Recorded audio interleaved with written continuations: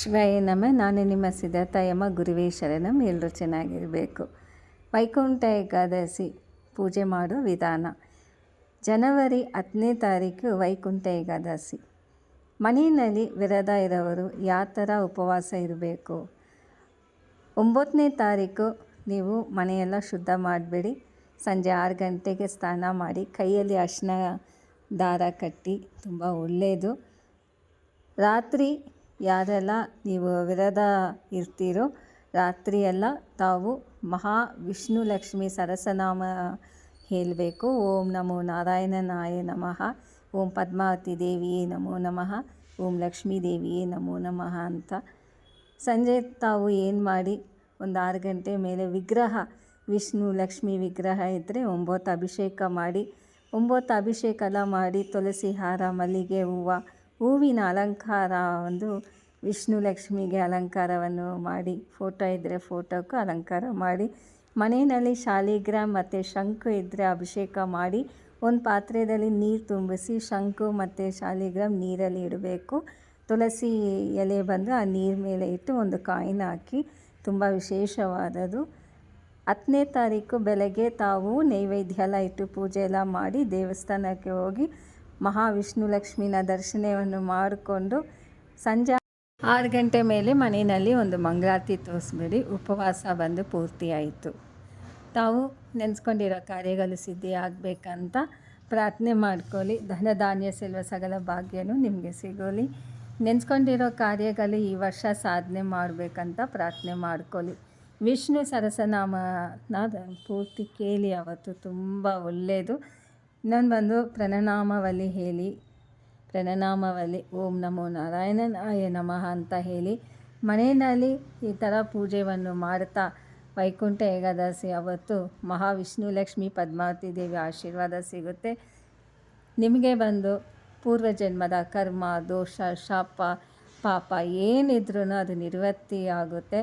ವೈಕುಂಠ ಏಕಾದಶಿ ತುಂಬ ವಿಶೇಷವಾದ ದಿನ. ಈಗ ಒಬ್ಬೊಬ್ಬರು ಕೈಯಲ್ಲಿ ಆಗಲ್ಲ, ರಾತ್ರಿಯೆಲ್ಲ ನಿದ್ದೆ ಮಾಡದೆ ಹಾಗೆ ಇರೋಕ್ಕೆ ಆಗಲ್ಲ. ಅವರು ಏನು ಮಾಡ್ತಾರೆ, 10ನೇ ತಾರೀಕು ದೇವರಿಗೆ ಅಭಿಷೇಕ ಪೂಜೆ ಎಲ್ಲ ಮಾಡಿ ಕಂಪ್ಲೀಟಾಗಿ ವಿರತ ಎಲ್ಲ ಇದ್ದು ಅವತ್ತು ಒಂದು ದಿವಸ ಇರ್ತಾರೆ ಒಬ್ಬೊಬ್ಬರು. ನಿಮ್ಮ ಮನಸ್ಸಿಗೆ ಯಾವ ಥರ ನೀವು ಇರಬೇಕೋ ಆ ಥರ ಇದ್ದು ಪ್ರಾರ್ಥನೆ ಮಾಡ್ಕೊಳ್ಳಿ. ಖಂಡಿತ ನಿಮಗೆ ದೇವರು ಒಳ್ಳೇದು ಮಾಡ್ತಾರೆ.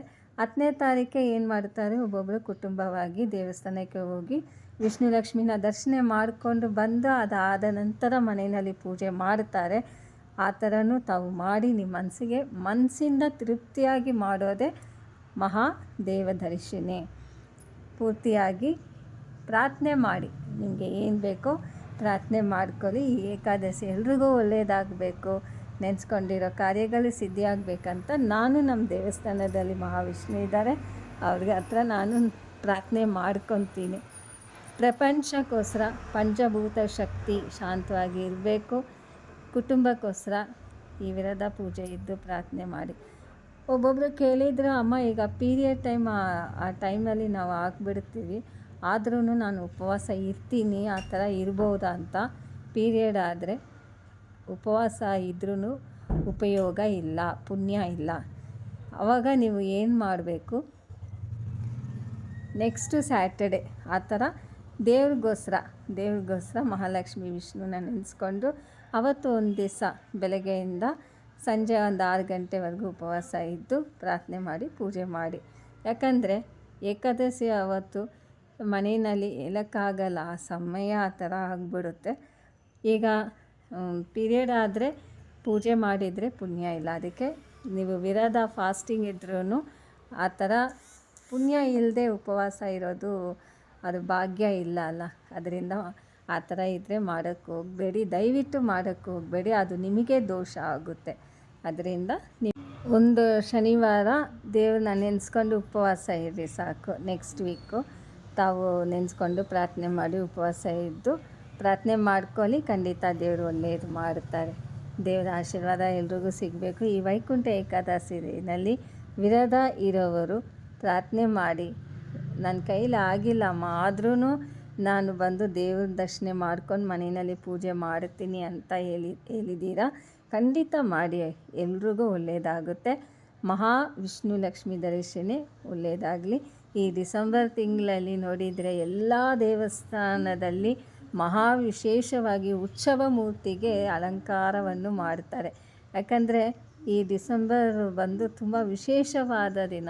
ಮೂರ್ತಿಗಳೆಲ್ಲ ಪಂಚಲೋಕದಲ್ಲಿ ಇರೋ ಮೂರ್ತಿಗಳೆಲ್ಲ ಅಲಂಕಾರವನ್ನು ಮಾಡಿ ಆನಂದವಾಗಿ ದೇವಸ್ಥಾನದಲ್ಲಿ ಒಳಗಡೆ ಇರೋ ಮೂರ್ತಿಗಳು ಆಚೆ ಎತ್ಕೊಂಡು ಬಂದು ಅಲಂಕಾರ ಮಾಡಿ ಆ ದರ್ಶನ ನೋಡೋಕ್ಕೆ ಕಣ್ಣು ಅಂತೂ ಅಷ್ಟು ಚೆನ್ನಾಗಿರುತ್ತೆ ಕಣ್ಣಲ್ಲಿ ನೋಡೋಕ್ಕೆ. ಅದರಿಂದ ಆನಂದವಾಗಿ ತಾವು ದರ್ಶನ ಮಾಡಿ ದೇವಸ್ಥಾನಕ್ಕೆ ಹೋಗಿ ದರ್ಶನ ಮಾಡ್ಕೊಂಡು ಬನ್ನಿ. ದೇವರ ಆಶೀರ್ವಾದ ಯಾವಾಗಲೂ ನಿಮಗೆಲ್ಲ ಇರುತ್ತೆ. ಶಿವಾಯ ನಮಃ. ಎಲ್ಲರೂ ಚೆನ್ನಾಗಿರಬೇಕು. ಈ ವೈಕುಂಠ ಏಕಾದಶಿ ದೇವಲೋಕದಲ್ಲಿ ಮಹಾವಿಷ್ಣು ದರ್ಶನ ದಿನ ಅವತ್ತು ವೈಕುಂಠ ಸ್ವರ್ಗವಾಸಲ್ಲಿ ಬಂದು ಯಾವಾಗಲೂ ತೆಗಿಯಲ್ಲ, ಅವತ್ತಿನ ದಿವಸ ತೆಗಿಯುತ್ತೆ ಅಂತ ವೇದದಲ್ಲೇ ಇದೆ. ಅದರಿಂದ ಆ ಸ್ವರ್ಗ ಬಾಗಿಲು ಬಂದು ದರ್ಶನವನ್ನು ಮಹಾವಿಷ್ಣು ದರ್ಶನ ನಮಗೆ ಭೂಲೋಕದಲ್ಲಿ ಎಲ್ಲ ದೇವಸ್ಥಾನದಲ್ಲಿ ಸಿಗುತ್ತೆ. ಆ ದರ್ಶನ ನೋಡೋಕ್ಕೆ ಅಂತೂ ಆನಂದವಾಗಿರುತ್ತೆ.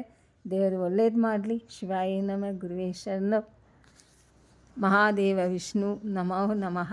ಓಂ ನಮೋ ನಾರಾಯಣನಾಯ ನಮೋ ನಮಃ. ಸರ್ವಮಂಗಲ ಮಾಂಗಲ್ಯ ಶಿವೆ ಸರ್ವಾರ್ಥ ಸಾಧಕೆ ಶರಣ್ಯೇ ತ್ರ್ಯಂಬಿಕೆ ದೇವಿ ಶ್ರೀ ಗೌರಿ ನಾರಾಯಣಿ ನಮೋ ನಮಸ್ತುತೆ. ದೇವರ ಆಶೀರ್ವಾದ ಸಿಗಲಿ. ಶಿವಾಯ ನಮಃ. ಗುರುವೇ ಶರಣಂ.